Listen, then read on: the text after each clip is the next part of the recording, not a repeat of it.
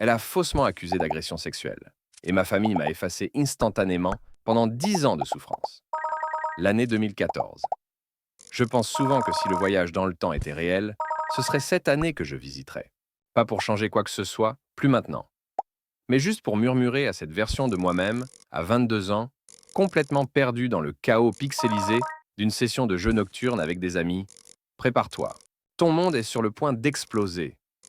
J'étais à l'université à l'époque, partageant une chambre de dortoir exiguë qui sentait toujours vaguement les nouilles instantanées et le désespoir existentiel. Mais c'était mon désespoir, gérable et familier. L'appel est arrivé tard, un cri perçant venant de mon téléphone qui a tranché à travers la camaraderie de notre champ de bataille virtuel. Je l'ai ignoré. Ma mère connaissait les règles. Un appel pouvait attendre. Mais ensuite, il a hurlé de nouveau. Immédiatement. C'était le code familial tacite, l'équivalent numérique d'un cri déchirant au beau milieu de la nuit. Urgence. Vie ou mort. Quelqu'un était mort. Mon sang s'est glacé. Un fleuve glacé remplaçant la chaleur réconfortante du jeu. J'ai marmonné une excuse hâtive à mes amis. Leur voix s'éteignant tandis que je trébuchais dans le silence stérile du couloir du dortoir, mon cœur martelant une rythmique frénétique contre mes côtes. Maman? Qu'est-ce qui se passe? Ai-je balbutié, ma voix déjà tendue par l'horreur anticipée. De l'autre côté, c'était le chaos. Pas une seule voix, mais une cacophonie. Des cris, des sanglots étouffés, un bourdonnement de douleurs brutes et non filtrées. On aurait dit que notre maison familiale habituellement calme s'était transformée en une zone de guerre. Puis, une porte claqua, et la voix de ma mère, râpée et tremblante, coupa à travers le bruit. Plus proche maintenant, comme si elle s'était réfugiée dans un placard pour plus d'intimité.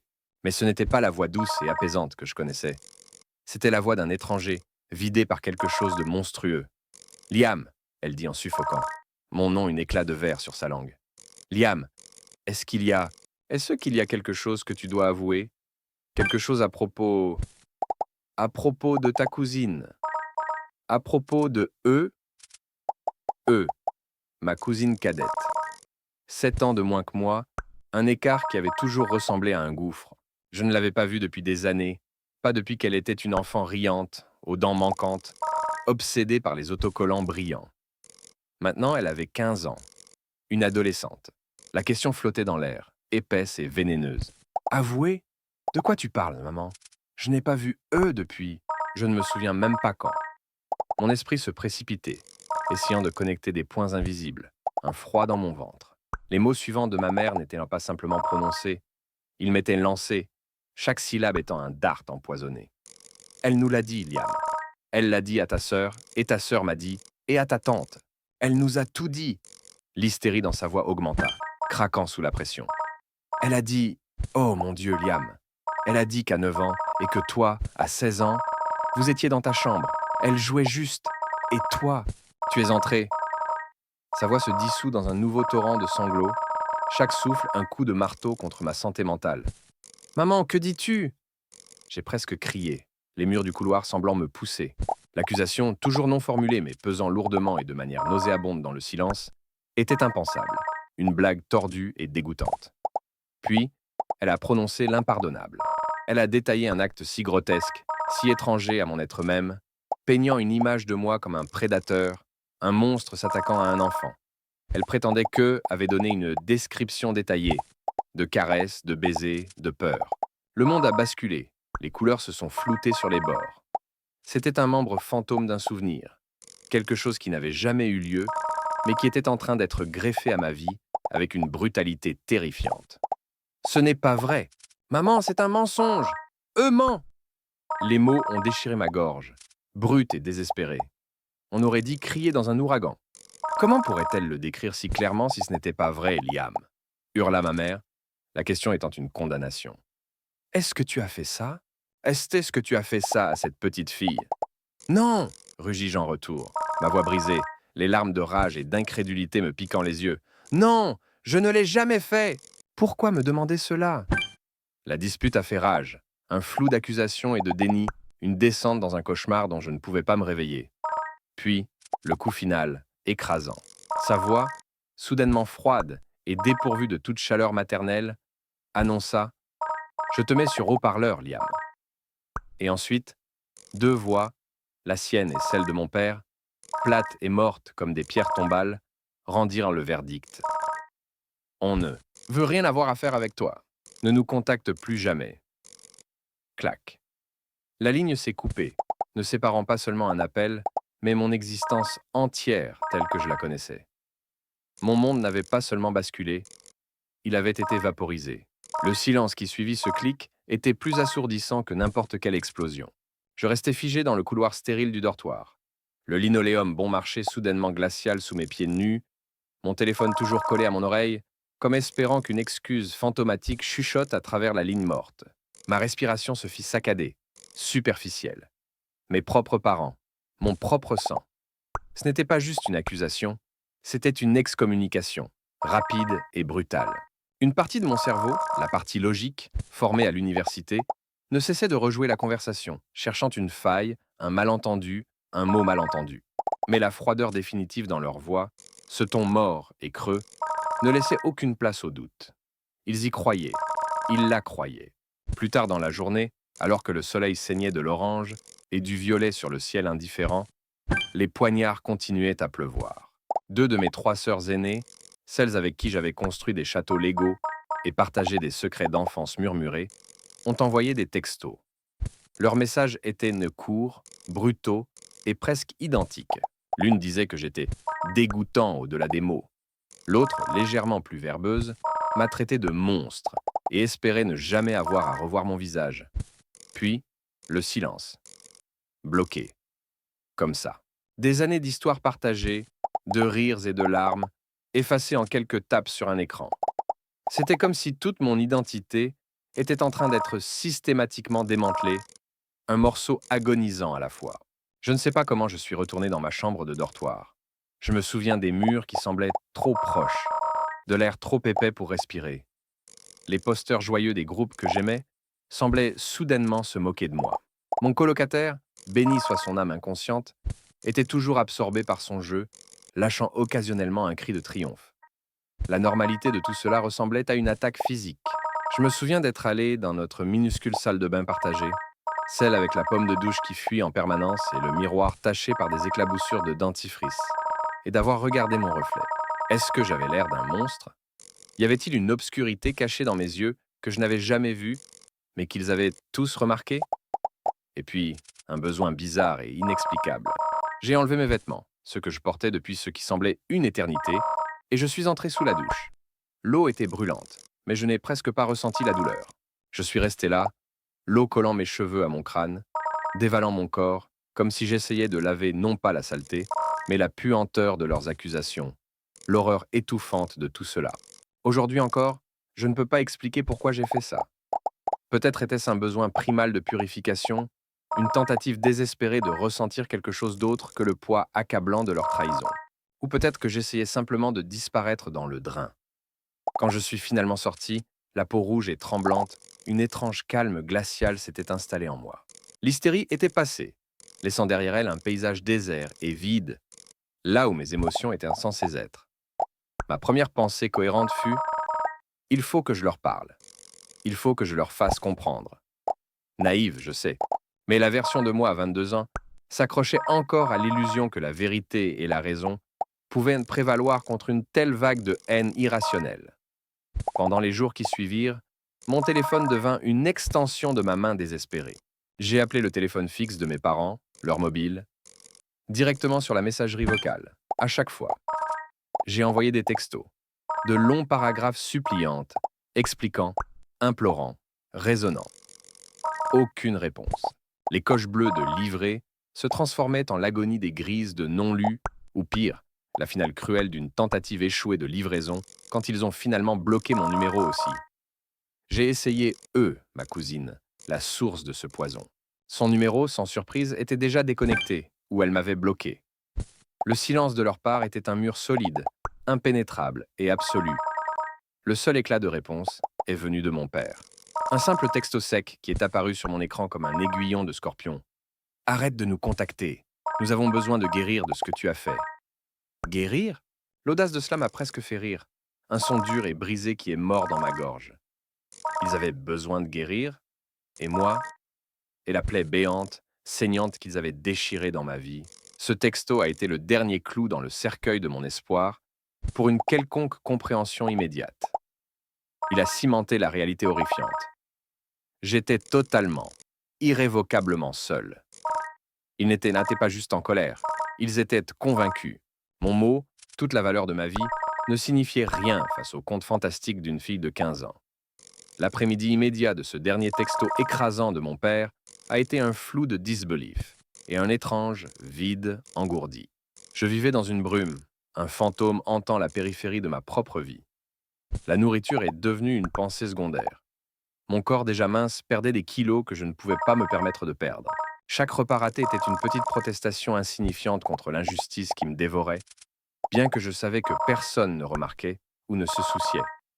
Le timing de cette implosion familiale ne pouvait pas être plus diabolique. C'était à quelques semaines de ma soutenance de mémoire de licence. L'aboutissement de 4 années de travail acharné, de nuits blanches et d'épiphanies sous caféine. Le stress, déjà une entité palpable, avait désormais un monstrueux compagnon en la forme d'un désespoir profond. Je me souviens de m'être assis devant mon ordinateur portable, fixant les diapositives soigneusement préparées, la recherche méticuleusement citée et les mots nageant devant mes yeux comme des hiéroglyphes sans signification. Comment pourrais-je articuler des théories complexes et défendre mes conclusions quand ma propre réalité s'était brisée en 1 million de morceaux incompréhensibles? Mon coéquipier, un homme gentil mais constamment perturbé nommé David, a senti que quelque chose de catastrophique allait mal. Je ne lui avais bien sûr pas dit. Comment introduire cela dans une conversation? Que toute ma famille croit que je suis un pédophile et m'a rejeté comme un lépreux. Mais il a vu les ombres sous mes yeux, le tremblement de mes mains, le regard vide qui remplaçait mon engagement habituel et concentré. Lors de la soutenance elle-même, un moment qui aurait dû être une étape triomphante, j'étais un épave. Ma voix était une chose mince, faible, mes pensées dispersées comme des particules de poussière. C'est David qui m'a sauvé. Il a habilement dirigé la conversation, a répondu aux questions les plus difficiles et m'a subtilement guidé vers les parties de la présentation qu'il savait que je pouvais gérer même dans mon état fracturé. Sans lui, je n'ai aucun doute que j'aurais échoué de manière spectaculaire, une autre victime de la cruauté aveugle de ma famille. Il va sans dire que ma cérémonie de remise des diplômes a été un moment solitaire. Tandis que d'autres étudiants étaient enveloppés dans les câlins fiers de parents rayonnants et de frères et sœurs joyeux, je suis resté seul, serrant mon diplôme comme un bouclier. Le tissu bon marché de la toge semblait être un linceul. Il n'y avait pas de dîner de célébration, pas de proclamation fière, juste le silence retentissant de leur absence. Un silence qui hurlait plus fort que n'importe quelle accusation. Ce jour-là marquait le début officiel de la pire période de ma vie. La première année après l'excommunication fut une descente dans un enfer privé. Chaque coup à la porte me plongeait dans un tremblement de terre de terreur pure. Éteinsent les policiers, venus enfin m'arrêter pour un crime que je n'avais pas commis. L'accusation, bien que jamais formellement signalée aux autorités autant que je sache, planait sur moi comme l'épée de Damoclès. Je n'ai pas pu me résoudre à postuler pour des emplois dans mon domaine, la honte et la peur formant une couverture étouffante. Comment pouvais-je me présenter comme une personne capable et digne de confiance quand ma propre famille me voyait comme un déviant? Je vivais grâce aux maigres économies que j'avais récoltées avec des emplois à temps partiel pendant l'université, les chiffres qui s'effaçaient dans mon compte bancaire étant un rappel constant et rongeur de ma situation précaire. Les nuits étaient les pires. Le sommeil n'offrait aucune échappatoire, seulement une toile pour un autre type de tourment. Des rêves vifs et horribles où j'étais soit le monstre qu'il peignait en moi, soit je rejouais sans fin cet appel téléphonique final et dévastateur, essayant de trouver les mots magiques qui dénoueraient les dégâts. Pour engourdir la douleur, pour faire taire le cœur incessant de haine de soi et de rage, je me suis tourné vers la bouteille. Le whisky bon marché est devenu mon plus proche confident. Sa brûlure ardente, une distraction bienvenue de la douleur glaciale dans mon âme. Puis vinrent les pilules. Un ami, ou plutôt une connaissance des bords sombres de la vie universitaire, m'a fait découvrir l'Oxycontin. L'oubli flottant et bienheureux qu'il offrait était séduisant. Une pause temporaire du poids accablant de ma réalité. Je savais que c'était dangereux, une voie vers la ruine, mais dans ces moments de brouillard induit par la drogue, je n'en avais tout simplement rien à faire. La ruine semblait une fin appropriée. Mon appartement, une boîte à chaussures minuscule et déprimante dans un bâtiment décrépit, était devenu ma prison. Je suis devenu amer, une colère corrosive et amère enroulée dans mes entrailles, et violente. pas physiquement envers les autres. Il n'y avait personne autour à blesser. Mon isolement était si complet. Mais la violence se développait à l'intérieur, se manifestant dans des verres brisés lors de mes accès de rage ivre, dans des murs qui portaient l'empreinte de mes poings serrés. Ma voisine, une vieille femme avec un caniche aboyeur, a appelé la police une fois après un crash particulièrement bruyant. Je me souviens de la panique, de l'effort frénétique de paraître normal, en assurant aux deux officiers visiblement ennuyés que j'avais simplement laissé tomber une pile d'assiettes. Ils m'ont cru, ou peut-être qu'ils ne se sont tout simplement pas donné la peine d'enquêter davantage. Après tout, il n'y avait personne d'autre dans mon appartement pour me contredire. Au lieu de dormir, je passais des heures, des nuits, courbé sur un cahier bon marché, à planifier. Planifier comment je pourrais faire du mal à eux, ma cousine, l'architecte de ma destruction. Mes pensées devenaient sombres, tordues. J'imaginais des scénarios de vengeance tellement élaborés, tellement cruels, qu'ils feraient pâlir son histoire fabriquée. Honteusement, je me retrouvais même à contempler l'acte même dont elle m'avait accusé, mais en le tordant en quelque chose de bien plus sinistre, une manière de lui faire réellement comprendre l'horreur qu'elle avait infligée si facilement. Je ne suis pas fier de ces pensées. Elles étaient le produit d'un esprit détraqué par le chagrin et la rage, un témoignage de la chute vertigineuse d'une personne quand son monde est arraché. Ce n'est qu'à la fin de 2015, après plus d'un an à dériver dans cette mer toxique de désespoir, qu'un espoir est apparu. J'ai décroché mon premier vrai travail dans mon domaine. Ce n'était pas glamour, le salaire était moyen, mais c'était quelque chose de normal, quelque chose qui m'obligeait à sortir du lit, à me doucher, à faire semblant d'être un être humain fonctionnel. Ce fut la première lueur d'espoir, dans un tunnel très long, très sombre. Ce premier travail est devenu ma bouée de sauvetage. La routine banale était un bouclier contre le chaos dans ma tête. J'y mettais toute mon énergie, pas par ambition, mais pour la distraction bénie qu'il offrait face aux pensées incessantes de vengeance ou de désespoir total. La guérison a été une lente, douloureuse avancée, mesurée en années, pas en mois. L'alcoolisme a diminué, remplacé par une douleur persistante et sourde. Les sourires étaient rares, hésitants, mais chacun d'eux semblait une petite victoire. Je vivais de manière frugale, économisant. Et à mes anniversaires, je m'achetais un cadeau important, un casque VR, une moto, des ensembles Lego complexes, des affirmations que je construisais toujours une vie, même si elle était marquée. 8 ans après l'excommunication, j'ai acheté une petite maison délabrée. Elle avait besoin de travaux, mais elle était à moi. Un garage pour bricoler, un jardin à entretenir. Cet acte de propriété, d'enracinement, a fait plus pour mon esprit que je ne l'avais imaginé. La vie devenait correcte. Les antidépresseurs que je prenais depuis des années ont aidé, atténuant l'obscurité en une calme grisaille monotone. La confiance restait un mosaïque brisé. Les rendez-vous étaient un désastre. Comment expliquer un passé comme le mien? Mon seul contact féminin régulier était ma thérapeute, le docteur Evans. Puis, il y a environ une semaine, tout a basculé. Ma petite amie de 2 ans, Lisa, une brillante et compatissante médecin, a dit oui. Nous étions fiancés. Lisa, habituellement privée, a partagé notre photo de fiançailles joyeuse sur son fil public Facebook. Elle a suscité une attention surprenante. Quelques jours plus tard, un email anonyme est arrivé dans ma boîte de réception. Quelque chose que tu dois voir. Mon sang s'est glacé. Je l'ai regardé pendant des heures avant de cliquer enfin dessus. Le contenu et les fichiers joints étaient comme une détonation dans mon monde déjà fracturé. L'email succinct exposait la vérité sur le divorce de Hannah, survenu 7 ans plus tôt. Elle avait trompé Pete, et non l'inverse. Et le twist le plus cruel? Son affaire était avec Frank, une connaissance mutuelle que j'avais brièvement présentée à Hannah en mentionnant qu'il était un chanteur en herbe. Lorsque Pete a confronté Hannah, elle l'a accusé hystériquement de tromperie avec mon amie Emily, puis m'a impliqué dans ses mensonges, prétendant que j'avais facilité son affaire avec Frank et l'avais aidé à la garder secrète. J'étais dépeint comme le cœur pourri. La preuve était indéniable. Des captures d'écran d'email entre Hannah et Frank, des confessions d'amour, des plans de rencontres secrètes, des discussions joyeuses sur la façon de duper Pete. Hannah signait même certains d'eux avec son prénom rare, un marqueur numérique. Je l'avais. Mon esprit s'emballait. Qui? Pourquoi maintenant? Le post de Liza sur Facebook. Je défilais frénétiquement sa liste d'amis. Et là, il était. Pete. Liza se souvenait vaguement de l'avoir rencontré lors d'un séminaire médical. Un petit monde. Je lui ai envoyé un message. Il a répondu instantanément. Nous avons convenu de nous rencontrer. Il a expliqué plus tard l'anonymat. Des années s'étaient écoulées. Il ne voulait pas passer pour un perdant amer qui s'attardait sur le divorce. Et il se sentait mal à l'aise, puisqu'il m'avait bloqué en premier. Il avoua qu'il avait découvert les mensonges d'Anna à notre famille, grâce à Emily, il y a quelques années. Mais qu'il ne m'avait pas contacté. Une décision qu'il regrettait désormais. Admettant que si lui n'avait pas été aussi facilement embarrassé, ma vie aurait été plus facile. Cependant, le cœur de son email était de me livrer la vérité brute et implacable, soutenue par des preuves irréfutables. Il fallait que je sache.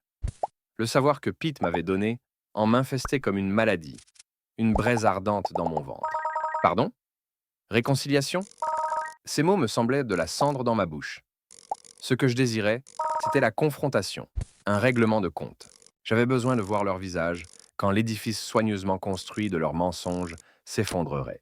J'ai passé quelques jours dans une rage froide et bouillonnante, les captures d'écran des emails de Anna me brûlant comme un trou dans ma poche numérique.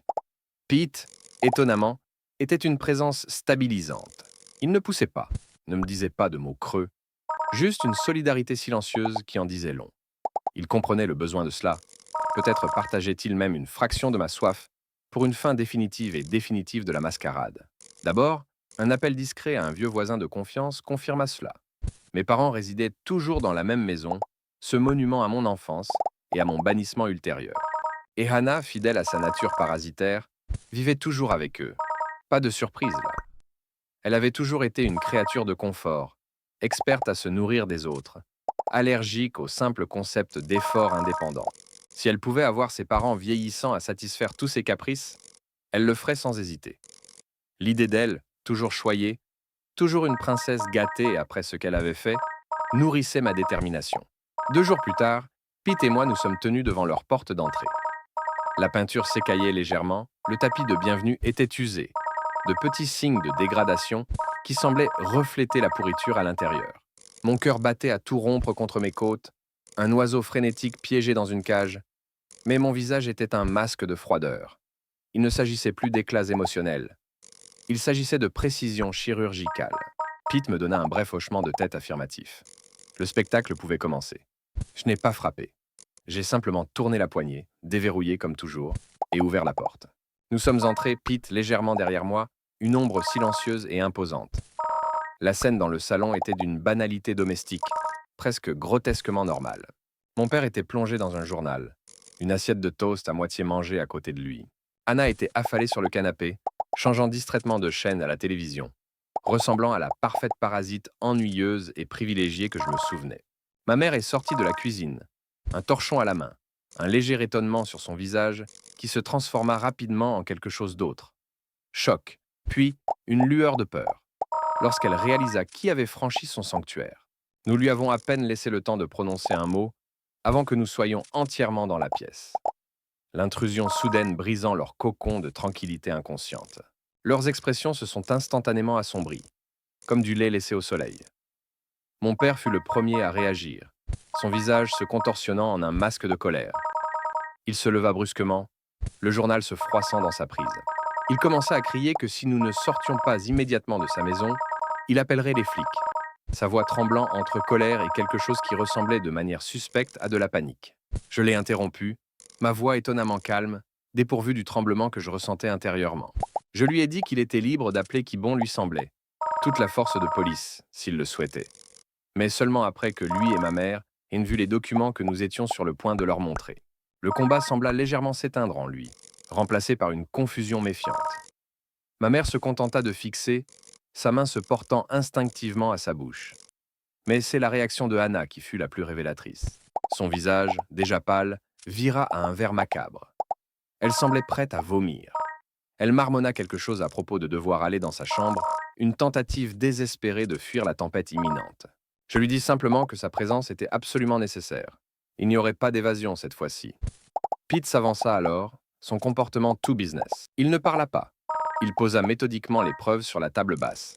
Des copies du règlement de divorce, et puis la pièce maîtresse. Les captures d'écran net des emails de Hannah avec Frank. Les confessions d'amour sordides, les plans de rencontres clandestins, les références moqueuses à l'ignorance de Pete. Tandis que mes parents fixaient, leur visage devenant un kaléidoscope d'horreur naissante et de disbelief, je commençais à parler. Je racontais la véritable histoire de l'affaire de Hannah, de ses mensonges, et comment elle m'avait systématiquement et cruellement jeté sous le bus pour sauver sa propre peau.